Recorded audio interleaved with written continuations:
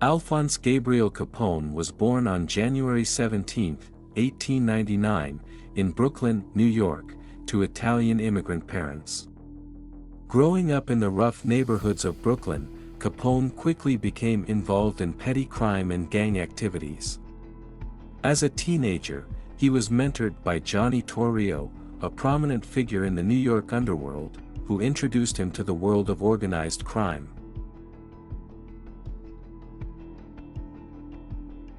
In 1919, Capone followed Torrio to Chicago, where he became an enforcer and right-hand man in Torrio's crime syndicate.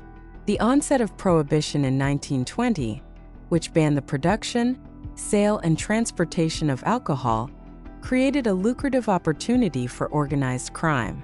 Torrio and Capone quickly capitalized on the demand for illegal liquor, establishing a network of speakeasies, breweries, and distilleries that supplied alcohol to thirsty Chicagoans.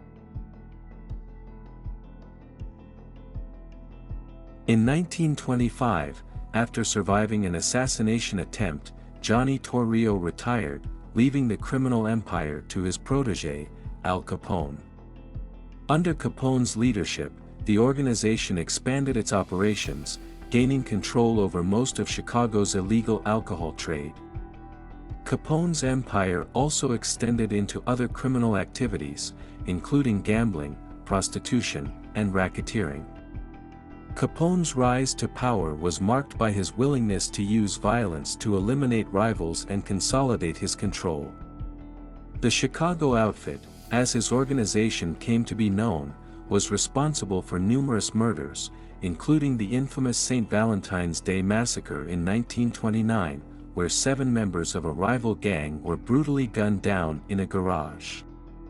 This event, intended to eliminate Capone's chief rival, George "Bugs" Moran, shocked the nation and cemented Capone's reputation as a ruthless and powerful crime boss.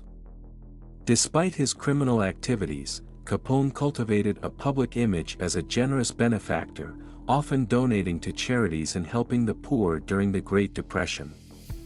This duality, of being both a feared gangster and a public figure, allowed Capone to operate with relative impunity for several years, as law enforcement struggled to build a case against him.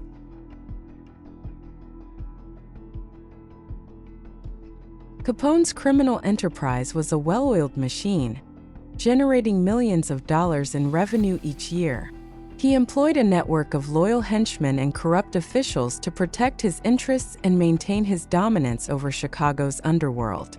His operations were highly organized, with bribery, intimidation, and murder used to ensure loyalty and silence dissent. However, Capone's growing power and visibility made him a target for law enforcement. Federal agents, led by Elliot Ness and his team of untouchables, were determined to bring him down. Ness focused on shutting down Capone's bootlegging operations, but it was the Treasury Department that found the chink in Capone's armor: his taxes. Despite his wealth and criminal activities, Capone had never paid income tax. In 1931, after years of investigation, the government charged Capone with tax evasion, a seemingly mundane crime but one that would ultimately lead to his downfall. Capone was tried and convicted on 5 counts of tax evasion and sentenced to 11 years in federal prison.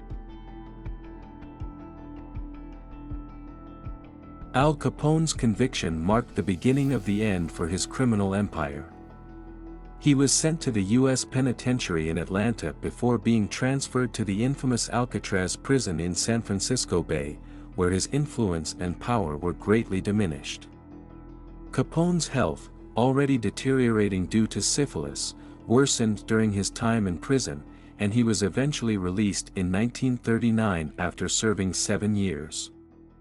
After his release, Capone retired to his mansion in Palm Island, Florida, where he lived quietly until his death in 1947.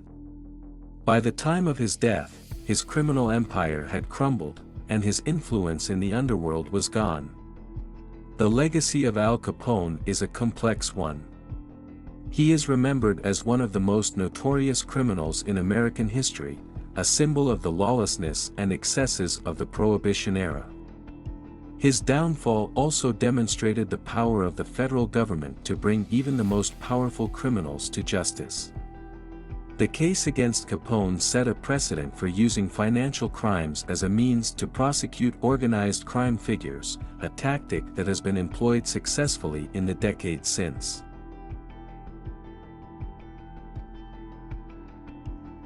Al Capone's rise and fall encapsulate the allure and danger of power gained through criminal means. His reign over Chicago's underworld left a lasting impact on the city and on the American legal system. As we reflect on Capone's life, we see the inevitable consequences of a life steeped in crime and the enduring lesson that, no matter how powerful, no one is above the law. Capone's story serves as a cautionary tale about the dangers of unchecked ambition and the ultimate price of living outside the law.